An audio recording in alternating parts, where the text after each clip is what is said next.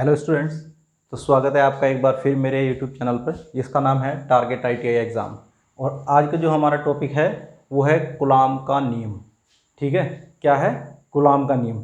जो हमने last time पढ़ा था वो हमने पढ़ा था रेजिस्टेंस कॉम्बिनेशन के बारे में, और इंडक्टर और कैपेसिटर के भी जो कॉम्बिनेशन होते हैं रेजिस्टेंस की तरह, उनके बारे में हमने पढ़ा था। उनके कुछ क्वेश्चन लगाए थे और व्हीटस्टोन ब्रिज के बारे में पढ़ा था। तो अब नेक्स्ट है कूलॉम का नियम। अब कूलॉम का जो नियम है वो क्या कहता है ना? ये जो कूलॉम का नियम है ये हमें बताता है, देखो जब हमने सबसे पहले बात की थी अपने फर्स्ट या सेकंड लेक्चर में, तो मैंने आपको बताया था चार्ज के बारे में, है ना? शायद पहला ही लेक्चर था चार्ज।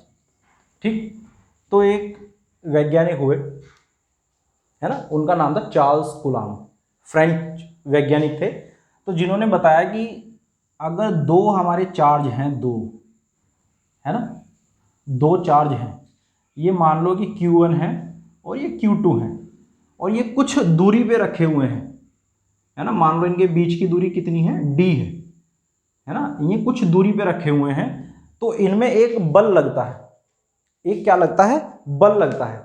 अब वो बल आकर्षण बल भी हो सकता है, मतलब ये एक दूसरे को अपनी ओर भी खींच सकते हैं और एक दूसरे को ये बाहर की ओर भी धकेल सकते हैं, यानी कि पीछे भी हटा सकते हैं, है ना। यानी कि अट्रैक्टिव फोर्स भी लग सकता है और रिपल्सिव फोर्स भी लग सकता है। तो अब देखने वाली बात यह है कि भाई अट्रैक्टिव फोर्स कब लगेगा और रिपल्सिव फोर्स कब लगेगा, है ना।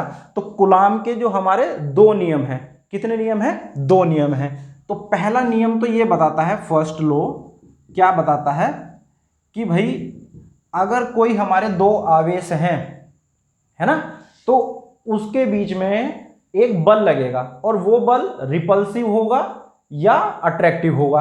अब कैसे पता चलेगा? देखो, अगर हमारे चार्ज हैं सेम, यानी कि ये भी पॉजिटिव चार्ज है और ये भी पॉजिटिव चार्ज है ना, तो इनके बीच में जो बल लगेगा वो लगेगा रिपल्सिव फोर्स, है ना। कौन सा? रिपल्सिव फोर्स, है ना। कौन सा फोर्स लगेगा? रिपल्सिव, यानी कि सेम चार्ज जो है एक दूसरे को पीछे हटाएंगे, है ना। जैसे मैंने तुम्हें बताया भी है कि अगर दो हमारे सेम ही पोलैरिटी के आ जाएंगे ध्रुव, तो वो एक दूसरे को रिपल करते हैं, जैसे मैग्नेट करती है ना, N और N एक दूसरे को पीछे हटाती है। तो सेम फोर्स ये लगेगा कि अगर सेम चार्ज है, ये प्लस Q है और ये भी प्लस Q है, तो ये एक दूसरे को क्या करेंगे? रिपल करेंगे, यानी कि एक दूसरे को पीछे हटाएंगे। वहीं अगर एक चार्ज निगेटिव है और एक चार्ज पॉजिटिव है ना, एक चार्ज निगेटिव है और एक चार्ज पॉजिटिव है, तो इनके बीच में कौन सा फोर्स लगेगा? अट्रैक्टिव फोर्स लगेगा। कौन सा फोर्स लगेगा भाई? अट्रैक्टिव फोर्स लगेगा, है ना। तो ये भी क्या है? जैसे मैग्नेट है ना, N और S तो चिपक जाते हैं, लेकिन N और N नहीं चिपकते ना। तो सेम तुम्हें यहां भी वही ध्यान रखना है कि अगर सेम ध्रुव हैं, पॉजिटिव पॉजिटिव, तो कौन सा फोर्स लगेगा? रिपल्सिव फोर्स लगेगा। और अगर माइनस और प्लस है तो कौन सा फोर्स लगेगा? अट्रैक्टिव फोर्स लगेगा। ये कौन बताता है? फर्स्ट लॉ बताता है, ठीक है। और सेकंड लॉ क्या बताता है? सेकंड लॉ बताता है इसका मैग्नीट्यूड। मैग्नीट्यूड मतलब ये कितना फोर्स लगेगा, है ना। तो ये क्या कहता है कि ये कहता है कि F is directly proportional to, मतलब कि दो आवेशों के बीच में लगने वाला बल ये है F, है ना। दो आवेशों के बीच में लगने वाला बल समानुपाती होगा। किसके समानुपाती होगा?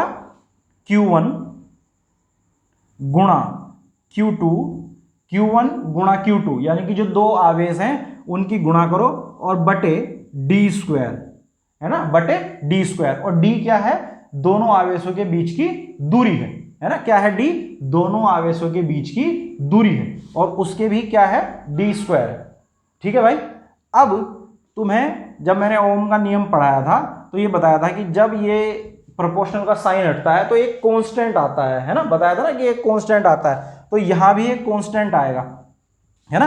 और वो कांस्टेंट क्या है? F is equal to K, है ना, Q1 Q2 upon D square.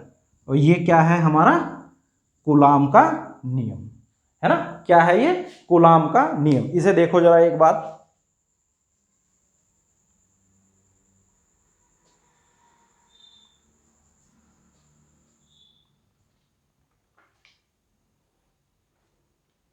ठीक है भाई। ये क्या है? कूलॉम का नियम है ना। एक बार और देख लो, कूलाम का नियम, ये एग्जैक्टली कितने नियम हैं? 2 नियम हैं। पहला नियम क्या बताता है? पहला नियम ये बताता है कि भाई अगर 2 हमारे चार्ज हैं, है ना, तो उनके बीच में रिपल्सिव फोर्स लगेगा या अट्रैक्टिव फोर्स लगेगा, है ना। कि अच्छा ये गलत हो रहा है भाई यहाँ, है ना, मतलब लिखा हुआ गलत है, पहले जो बनाया था उसके हिसाब से, ये नोटेशन के हिसाब से गलत लिखा गया है ना, हो गया था मतलब। देखो अगर माइनस और पॉजिटिव, है ना, अगर एक चार्ज हमारा माइनस है और एक चार्ज हमारा पॉजिटिव है, तो यहाँ कौन सा फोर्स लगेगा? अट्रैक्टिव फोर्स लगेगा। और अगर दोनों प्लस प्लस हैं तो वहां कौन सा फोर्स लगेगा? रिपल्सिव। वो तब का लिखा हुआ था ना, तब यहाँ पॉजिटिव था ना, तो तब का लिखा हुआ था वहां, तो उसे अब ऐसे देखो, माइनस और प्लस जब होगा चार्ज तो कौन सा फोर्स लगेगा? अट्रैक्टिव फोर्स लगेगा, यानी कि एक दूसरे को अपनी ओर खींचेंगे। और तब प्लस और प्लस होगा तो कौन सा फोर्स लगेगा? रिपल्सिव फोर्स लगेगा, इसे ध्यान रखना, ठीक है। और दूसरा नियम क्या बताता है? दूसरा नियम बताता है मैग्नीट्यूड को, यानी कि उसके परिमाण को, कि भाई जो फोर्स लग रहा है उसकी वैल्यू क्या है ना, कितना फोर्स लग रहा है। तो वो फोर्स एफ है, एफ समानुपाती है किसके? Q1 Q2, यानी कि दोनों आवेश की गुणा करो, यहां लिख दो, ठीक है। और डी स्क्वायर मतलब जो इनके बीच की दूरी है, जो इनके बीच की दूरी है वो बटे में आएगी और वो भी स्क्वायर, ठीक है। तो यानी कि इसका मतलब क्या हुआ? इसका मतलब ये हुआ F डायरेक्टली प्रोपोर्शनल है किसके? Q1 Q2 के, और F इनवर्सली प्रोपोर्शनल है किसके? डी स्क्वायर के। यानी कि जैसे जैसे Q1 और Q2 की वैल्यू बढ़ेगी, इस फोर्स की वैल्यू भी बढ़ेगी, है ना। बताया था ना समानुपाती का मतलब क्या होता है? समान अनुपात रखने वाला, है ना। तो F समानुपाती है किसके? Q1 Q2 के। मतलब Q1 Q2 की वैल्यू जैसे जैसे बढ़ेगी तो F की भी वैल्यू बढ़ेगी, ठीक है। और F इनवर्सली प्रोपोर्शनल है, यानी कि व्युत्क्रमानुपाती है किसके? डी स्क्वायर के। मतलब कि अगर हम इस d की वैल्यू को घटाते जाएंगे, है ना, इस d की वैल्यू को कम करते जाओ, कम करते जाओ, तो इसकी f की वैल्यू बढ़ेगी, ठीक है। और अगर मैं इसकी d की वैल्यू बढ़ा दूं, है ना, बढ़ा दूं इसे ऐसे, अभी इतनी दूर था, अब इतना दूर कर दूं, फिर इतना दूर कर दूं, तो ये f की वैल्यू क्या होगी? घटती चली जाएगी, है ना। और वो भी किसके हिसाब से? स्क्वायर के हिसाब से। यानी कि अगर मैं इस d को आधा कर दूं, है ना, d को क्या कर दूं? आधा कर दूं, ठीक, तो ये जो f है ये कितना बढ़ जाएगा? 4 गुना बढ़ जाएगा। ये भी अभी मैं आपको करके बताता हूं, ठीक है। देखो अभी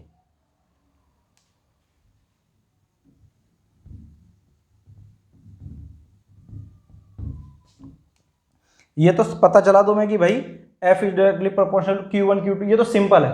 अगर Q को डबल करेंगे ये f भी डबल हो जाएगा, इस Q को डबल करेंगे ये भी डबल हो जाएगा, दोनों को डबल डबल कर देंगे ये 4 गुना हो जाएगा। क्यों हो जाएगा? क्योंकि ये गुणा हो रहा है इसके, ठीक है भाई।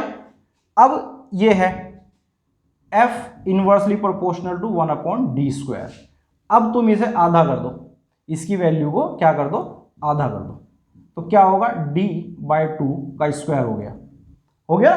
तो अब ये क्या हुआ? f is directly proportional to d square upon 4 आ गया, है ना। क्यों? क्योंकि ये इसकी 4 गुना हो गई।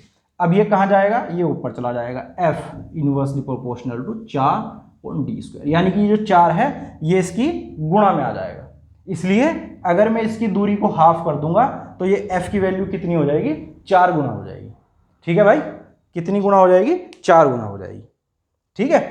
अब देखो इसके नेक्स्ट आगे क्या है इसके। अब ये जो k है ना, k, ये जो कांस्टेंट है k, इसकी भी एक वैल्यू है। ये तुमने अपनी बुक में भी देखा होगा, इसकी भी एक वैल्यू है। और वो वैल्यू क्या है? 1/4 पाई एप्सिलॉन नॉट, है ना। इसकी वैल्यू क्या है? 1/4 पाई एप्सिलॉन नॉट, ठीक है भाई। अब देखो क्वेश्चन जो तुम्हारे एग्जाम में आएगा वो ऐसे ही आ सकता है कि जो कूलाम का नियम है ना, वो किस तरह मतलब Q1 Q2 से रिलेट करता है, यानी क्या है? वो समानुपाती है, ठीक। या दूसरा ये आ जाएगा कि अगर 2 चार्ज हैं उनके बीच की दूरी आधी कर दी जाए तो फोर्स क्या होगा? तो अभी दिखाया ना 4 गुना हो जाएगा, तो 4 गुना हो जाएगा, ठीक है। अगर डबल कर दी, अगर दूरी डबल कर दी तो कितना हो जाएगा? 4 गुना कम हो जाएगा। अगर दूरी को मैं क्या कर दूं? डबल कर दूं तो 4 गुना फोर्स क्या हो जाएगा? कम हो जाएगा, ठीक। उसी तरह के ऊपर आ जाएगा कि भाई के की वैल्यू क्या है। के की वैल्यू क्या है 1/4 पाई एप्सिलॉन नोट। ये क्या है एप्सिलॉन नोट है और इसे क्या बोलते हैं परमिटिविटी।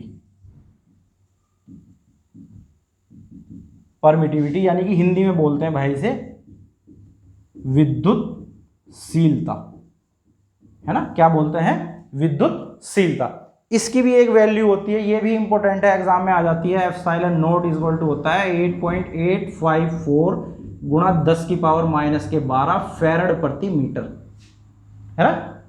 क्या है ये एब्सोल्यूट परमिटिविटी किसकी एयर की, किसकी एयर की एब्सोल्यूट परमिटिविटी है एप्सिलॉन नोट। इसकी वैल्यू कितनी है 8 पॉइंट है ये, है ना 8.854 गुणा 10 की पावर माइनस के 12 फैराड प्रति मीटर। ठीक है, परमिटिविटी भी आ जाएगा कि भाई एप्सिलॉन नोट को क्या कहते हैं परमिटिविटी कहते हैं, विद्युतशीलता कहते हैं। ठीक है, पहली बात। दूसरी बात एग्जाम में इस तरह आ जाएगा एप्सिलॉन नोट की वैल्यू कितनी होती है ना। एप्सिलॉन नोट की वैल्यू कितनी होती है, तो वैल्यू क्या है 8.854 गुणा 10 की पावर माइनस के 12। मात्रक आ जाएगा, यूनिट पूछ लेगा एप्सिलॉन नोट की यूनिट क्या है, तो यूनिट क्या है फैराड प्रति मीटर। क्या है फैराड प्रति मीटर। किसकी वैल्यू है ये एप्सिलॉन नोट की। विद्युतशीलता है ये एब्सोल्यूट परमिटिविटी किसकी एयर की, है ना। ऐसे भी आ जाएगा क्वेश्चन एग्जाम में कि एयर की एब्सोल्यूट परमिटिविटी की वैल्यू क्या होती है, तो ये होती है जी वैल्यू एब्सोल्यूट परमिटिविटी की। ठीक है, और एक इसमें होता है क्या होता है एक एप्सिलॉन आर, ये होती है क्या रिलेटिव परमिटिविटी, रिलेटिव परमिटिविटी। और इसकी वैल्यू क्या होती है एयर के लिए एक होती है, बस इतना याद रखना भाई, है ना। बस इतना याद रखना रिलेटिव परमिटिविटी की वैल्यू कितनी होती है एक होती है, किसके लिए एयर के लिए, बस इतना याद रखना है और कुछ इससे ज्यादा याद नहीं रखना। ठीक है भाई, क्या बताया कूलाम का नियम। ठीक है, अच्छा एक बात और सुनो, ये परमिटिविटी क्या होती है, क्या समझते हो आप इससे परमिटिविटी से, है ना, क्या समझते हो। अब देखो इसका भी एक एग्जांपल ले लो। मान लो यहां तुम हो, तुम्हारा दोस्त है ये ए, है ना, तुम हो ये ए और तुम्हारा दोस्त है ये बी। अब ये कुछ दूरी पे है ना, कुछ दूरी पे है। अब तुम इसे आवाज लगा रहे हो, है ना।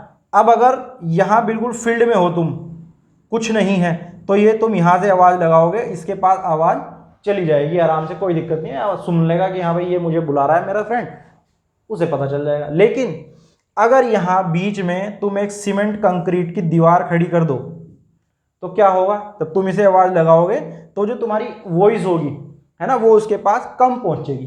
क्यों पहुंचेगी कम, क्योंकि बीच में क्या है एक अवरोध है, माध्यम का अवरोध है। किसका, माध्यम में अवरोध है, एक माध्यम का अवरोध है। ठीक है, अब अगर सीमेंट कंक्रीट की बनाई तो चाहे आवाज पहुंच भी जाए, लेकिन अगर तुम इसे ग्लास की बना दो, ग्लास शीशे की बना दो, तो क्या होगा, अब ये आवाज बिल्कुल नगण्य हो जाएगी, यानी कि बहुत कम जाएगी, है ना। तो ये कैसे क्या हो रहा है, ये हो रहा है माध्यम की वजह से, है ना। कोई माध्यम ऐसा है जिसमें हमारी जो वॉइस है वो आराम से चल पा रही है ना, ये आगे चल पा रही है, लेकिन कोई माध्यम बीच में ऐसा आ गया जो उस आवाज को काट रहा है। ठीक है, तो वहीं उसी तरह क्या है ये भी परमिटिविटी, विद्युतशीलता भी एक मीडियम का गुण है। मीडियम मतलब अगर मैं इस चार्ज को एयर में रख दूं, है ना, अभी हम यहां सब एयर की तो बात कर रहे हैं, एयर में रख दूं, है ना, तो ये क्या है नॉर्मल माध्यम है, सामान्य। लेकिन अगर मैं कहां रख दूं इसे पानी में डाल दूं, है ना, या इसके बीच में कोई डाइलेक्ट्रिक मटेरियल भर दूं, तो क्या होगा, जो इनके बीच में लगने वाला बल है वो क्या हो जाएगा, कम हो जाएगा। और कितना कम हो जाएगा ये डिपेंड करेगा दोस्तों इस मीडियम की रिलेटिव परमिटिविटी पे। किस पे, इस मीडियम की रिलेटिव परमिटिविटी पे।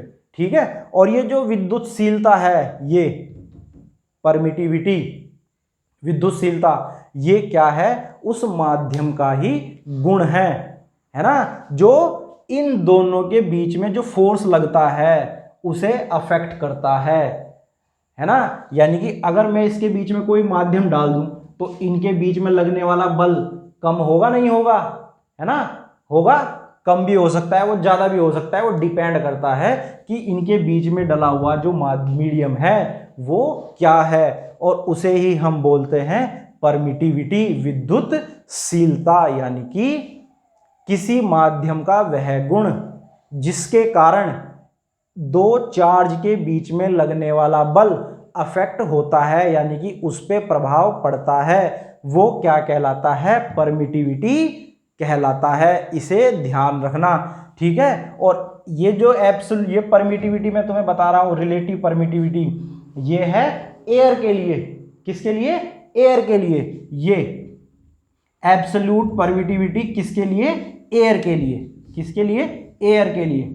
एयर और वैक्यूम के लिए, है ना। एयर भी और वैक्यूम भी, है ना। क्या है ये? Absolute permittivity. और ये रिलेटिव परमिटिविटी की वैल्यू तुम्हें याद रखनी है कि रिलेटिव परमिटिविटी की वैल्यू एयर के लिए और वैक्यूम के लिए कितनी होती है? ए होती है, ठीक है। इसे देख लो एक बार। ठीक, अभी ये आया नहीं है पूरा, अभी इसकी हमने केवल एप्सिलॉन नोट की वैल्यू निकाली है, ठीक है। अभी आएगा ये पूरा, रुक जाओ, ठीक। अब इधर देखो जरा, है ना। अब ये जो k की वैल्यू है ये क्या है? 1/4 पाई एप्सिलॉन नोट। अब एप्सिलॉन नोट की जब तुम यहां वैल्यू रखोगे k बराबर 1/4 पाई एप्सिलॉन नोट। अब यहां वैल्यू रख दो किसकी? 1/4 गुणा 3.14 गुणा 8.854 इंटू 10⁻⁻12, ठीक है भाई। अब क्या होगा?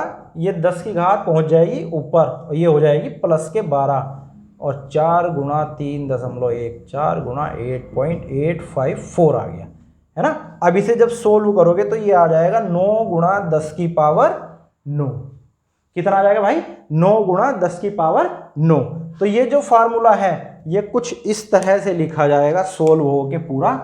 F = 9 गुणा 10 की power 9 Q1 Q2 upon d²। ये है, और इसका मात्रक क्या है? न्यूटन, है ना। क्योंकि फोर्स का जो मात्रक होता है वो क्या होता है? न्यूटन होता है, इसलिए हम यहां इसका मात्रक भी लिख देंगे, ठीक है भाई।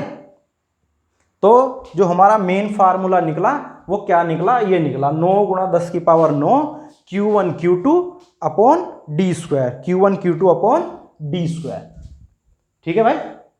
और ये कैसे कैसे निकला है ये तुम्हें मैंने सब कुछ बता दिया, है ना, ठीक है। तो एक बार और देख लो, कूलाम का नियम क्या कहता है? कूलाम का नियम बताता है दो आवेश के बीच में लगने वाले फोर्स को, ठीक। और वो फोर्स क्या है? F is directly proportional to Q1 into Q2 upon d², ठीक है भाई। और ये क्या है? यहाँ पे कांस्टेंट है, और इस k की वैल्यू क्या है? 1/4 पाई एप्सिलॉन नोट। अब तुम्हें एप्सिलॉन नोट भी बताया क्या है? परमिटिविटी यानी कि विद्युतशीलता। अब इस विद्युतशीलता की वैल्यू ये रही, ये भी तुम्हारे एग्जाम में आ सकती है। कितनी वैल्यू है इसकी? 8.854 इंटू 10⁻⁻12 फैरड प्रति मीटर। इसकी यूनिट भी इंपॉर्टेंट है, और ये किसके लिए है? एयर और वैक्यूम के लिए है। रिलेटिव परमिटिविटी कितनी होती है एयर और वैक्यूम की? 1, और ये यूनिट लेस होती है, यानी कि इसकी कोई यूनिट नहीं होती है, ठीक है। और मेन फार्मूला हमारा क्या है? ये है, ठीक है। तो इस तरह से ये होगा हमारा कूलाम का नियम। अच्छा, एक चीज जो अभी मैं तुम्हें बता रहा था कि भाई अगर इसकी वैल्यू आधी कर दी जाए, है ना, यहां रख के देखो एक बार कि F बराबर क्या है? 9 गुणा 10 की power 9 Q1 Q2 upon d², ये A हो गया। अब उसने कहा कि इसकी वैल्यू हमने क्या कर दी? आधी कर दी।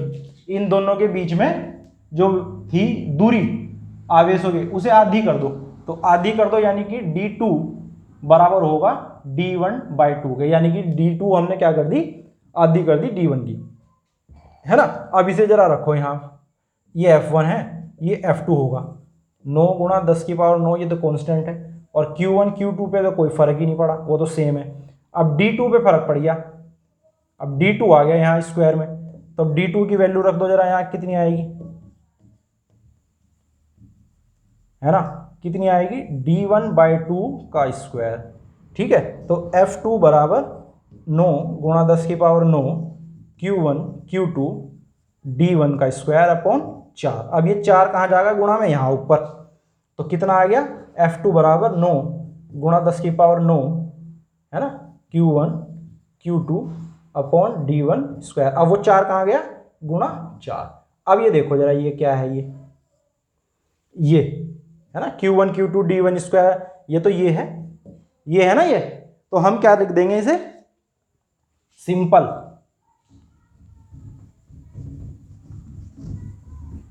बिल्कुल सिंपल, है ना। तो F2 बराबर कितना हो गया, 4 गुणा F1, ये लो जी, ये आ गया नहीं, वही है ना, ये क्या था, ये क्या बन गया, ये बन गया ये, है ना। अब 4 गुना F1 हो गया, यानी कि अगर हम दूरी आधी कर देंगे तो फोर्स कितना बढ़ जाएगा, 4 गुना बढ़ जाएगा। और अगर मैं दूरी को डबल कर दूंगा तो सेम ऐसे ही करना, बस ये जो बटे में लिखा हुआ है ये यहाँ आ जाएगा, है ना, इसके यहाँ पे गुना में, ठीक। और ये फिर तुम ऐसे ही बना दोगे और बटे में रह जाएगा 4, यानी कि जो इस तरह की इक्वेशन आ जाएगी, F2 बराबर F1/4, इस तरह आ जाएगा, एक बार करके देखना, ठीक है। और ये भी तुम्हारे लिए बहुत इंपॉर्टेंट है, एप्सिलॉन नॉट की वैल्यू, उसका मात्रक, और ये रिलेटिव परमिटिविटी फॉर एयर, ठीक है भाई। तो ये याद रखना और लेक्चर को पूरा देखने की कोशिश किया करो, है ना, उसके नोट्स बनाने की कोशिश किया करो। सब कुछ एकदम ऐसे ही नहीं होगा, थोड़ा सा पेशेंस रखो, 10 12 15 लेक्चर देखो आराम से, तब थोड़ा सा तुम्हें हौसला बनेगा कि हाँ भाई कुछ जो है बेस एक तैयार होता जा रहा है ना। और थोड़ा सा विश्वास के साथ देखो लेक्चर को, ठीक। चलो ठीक है, ये देखना और कूलाम का नियम मुझे बताना, इस पे क्वेश्चन भी लगाना, है ना, क्वेश्चन लगा के 1 2 और फिर मुझे बताना कि क्वेश्चन हुए या नहीं, या अपनी किताब में से देखना ITI के इस लेवल पे क्वेश्चन है या नहीं है, ठीक है। चलो ठीक है, धन्यवाद।